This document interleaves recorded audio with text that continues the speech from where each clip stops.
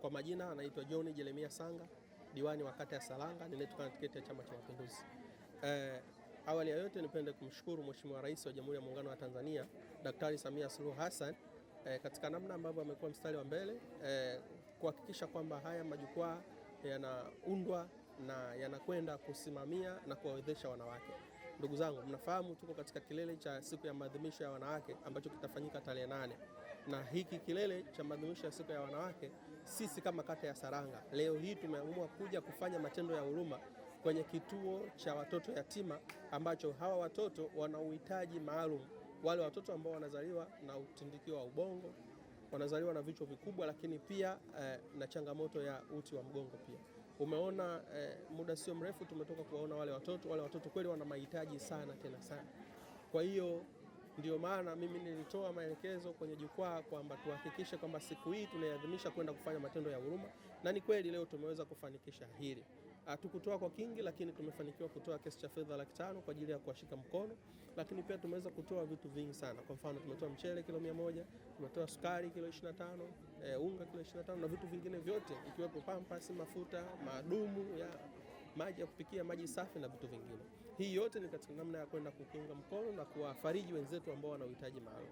Lakini pia nitoe wito kwa wale wote ambao wana uwezo wa kujitolea na kutoa. Tuhakikisha kwamba tunakwenda kuwashika mkono wa vijana kwa kuwatolea na kuwaletea vitu ambavyo vinakwenda kuwa na uhitaji maalum, kwa sababu tunatambua mahitaji hapa ni makubwa. Umeona kuna changamoto ya magodoro, wazazi na watoto wanalala chini, lakini pia kuna bado vifaa vingi ikiwepo vifaa vya mazoezi na vitu vingine vingi kulingana na mahitaji yao.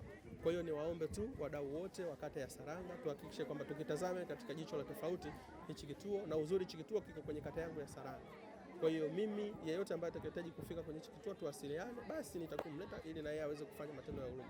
Lakini yote kwa yote nipende kuwashukuru viongozi wote. Diwani wangu viti maalum amekuwa mstari wa mbele kuhakikisha kwamba anasimamia jukwaa, lakini mwenyekiti wa jukwaa pia ngazi ya kata, viongozi wote wa serikali pamoja na viongozi waliotoka ngazi ya wilaya yetu manispaa ya Ubungo wamekuwa mstari wa mbele kuja kutushika mkono na kuwa pamoja na sisi siku ya leo ya maadhimisho ya wanawake duniani kwenye hichi kituo kwa kufanya matendo ya huruma.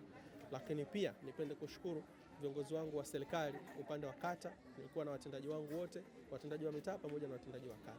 Kwa hiyo wito wangu kwamba kwa wananchi wote kwamba twende tukaadhimishe siku ya wanawake duniani kwa kufanya matendo ya huruma, lakini pia kwenda kuwajengea uwezo wanawake kuhakikisha kwamba wanapata elimu juu ya mikopo ya 10%, lakini pia wanakwenda kuwa sehemu ya chachu ya kuleta maendeleo, kama vile ajenda ya mama tuliona alikuja na ajenda kumtoa mama ndoo kichwani.